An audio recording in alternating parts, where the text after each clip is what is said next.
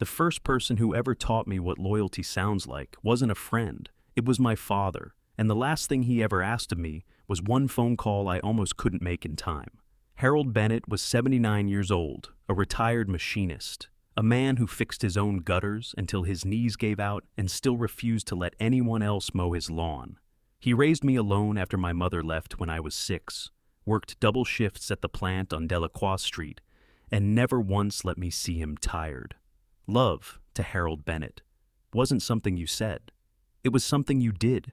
So, when my phone rang at 6:50 on a Tuesday morning and I heard him breathing wrong on the other end, I already knew this was the day everything would change. My name is Daniel Bennett. I'm 48 years old.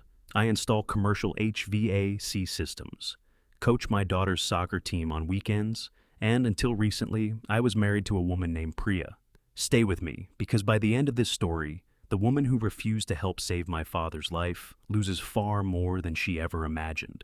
"Danny," my father whispered into the phone. My chest feels like someone's standing on it. I was already reaching for my keys. "Don't move, I'm coming." Then I remembered my truck was at Ferraro's garage. I ran upstairs. Priya stood in front of the bathroom mirror doing her skincare routine. "I need your car," I said. "Dad's having a heart attack." She didn't even turn around. "I have a closing at 9. Priya, he can't breathe. Call an ambulance. I need the car now." She finally looked at me. "Danny, I'm not rearranging my whole morning over this." Over this. My father was reduced to a scheduling inconvenience. I stared at her for a second, waiting for the joke, waiting for the part where she realized what she had just said. It never came. Instead, she picked up her phone and went back to scrolling. "He'll be fine. He always is." 3 days later, a lawyer would call her, and that sentence would cost her everything. I called Walter Osei. Walter was a retired postal worker who lived 2 houses down, the kind of man who remembered birthdays without Facebook and shoveled driveways that weren't his. He answered on the first ring. "What do you need?" "My dad, chest pain, St. Mercy." 3 minutes. That's all he said. 3 minutes, remember that. Because those 3 minutes become the most important detail in this entire story. We reached my father's house in less than 10. He looked terrible. Gray skin, sweat on his forehead, one hand gripping the armrest like he was hanging onto a cliff. Walter helped me get him into the back seat. The entire drive, my father squeezed my hand. Not hard. Just enough to remind himself I was there. At St. Mercy Hospital, doctors rushed him into cardiac care. Then came the waiting. Anyone who's sat in a hospital waiting room knows that time stops working there. Minutes feel like hours. Every door opening makes your stomach drop. Every nurse walking toward you feels like a verdict. For over 2 hours I sat there, and during all that time, Priya never called. Not once. No text, no voicemail, nothing. Finally, around 11:15, Dr. Reyes walked out. My heart nearly stopped. "He'll be okay." Those 4 words hit me harder than anything I'd ever heard. The doctor explained that my father had suffered a moderate cardiac event. Another 20 minutes without treatment could have killed him. 20 minutes. I immediately thought about Walter. 3 minutes. Then I thought about Priya, and I couldn't stop thinking about what might have happened if Walter had answered the phone the way she did. I found him sitting in the parking lot exactly where I'd left him, waiting. He never even went home. "He's stable," I said. Walter smiled. "Good." That was it. Good. No credit, no praise, no reminder that he'd given up his entire morning. Just relief, because real loyalty doesn't keep score. That evening I sat beside my father's hospital bed. We played cards. He beat me 3 straight times and complained that hospital food should be illegal. For a little while everything felt normal. Then he asked a question. "Priya didn't come, did she?" I looked down. "No." My father nodded slowly. Then he stared out the window for a long time. I watched something change in his face. Not anger, not disappointment, acceptance. Like a man finally seeing something clearly. The next morning, he called his attorney, Adaora Bright. She'd handled his affairs for 15 years. When she arrived, my father asked everyone to leave the room, including me. They talked for almost an hour. When Adaora walked out, she handed me a sealed envelope. "Your father wants this opened only if something happens to him." I didn't think much about it then. I wish I had. My father came home 4 days later. For a while things seemed better, but something between him and Priya had changed permanently. He was always polite, always respectful.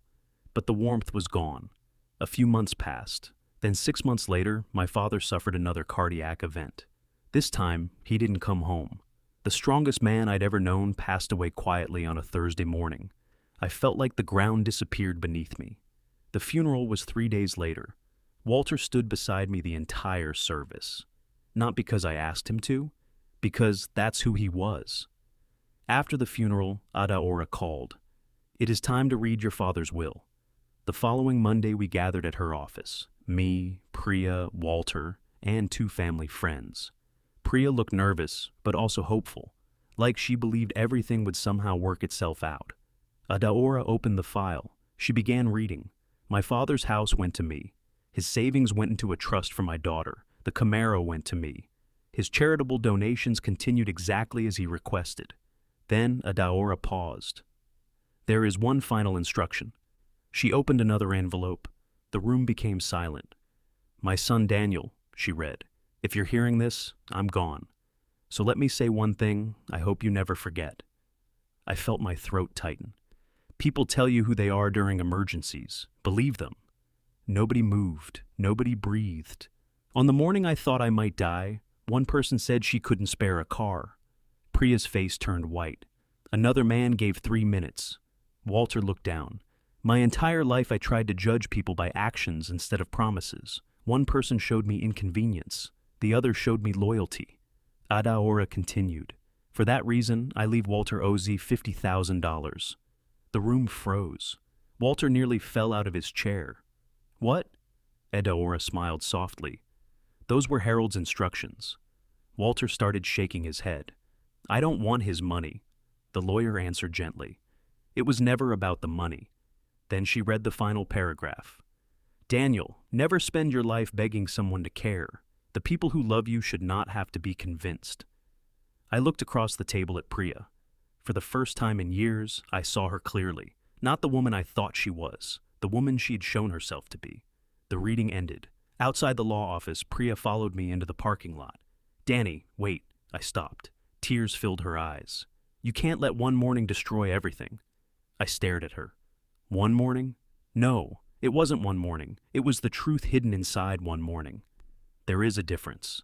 For years I'd ignored small things. The lack of empathy, the selfish decisions, the constant expectation that everyone else's needs should come second. That morning simply exposed what had always been there. 2 weeks later, I filed for divorce. The process wasn't dramatic. No screaming, no revenge, just clarity. For the first time in years, I stopped trying to save a relationship that only one person seemed interested in saving. Nearly a year has passed since then. Walter still lives 2 houses down. Every Sunday we have coffee together. My daughter calls him Grandpa Walter. And every time I see him, I remember 3 minutes. 3 minutes that helped save my father's life. 3 minutes that revealed the character of 2 completely different people. My father left me a house. He left me savings. He left me a classic car. But those weren't the most valuable things he gave me. The greatest thing Harold Bennett ever left behind was a lesson. When life becomes inconvenient, watch who shows up. Watch who answers the phone. Watch who makes time. Because loyalty isn't measured by words spoken during easy days. It's measured by actions taken during hard ones. And sometimes all it takes is 3 minutes to learn who truly belongs in your life.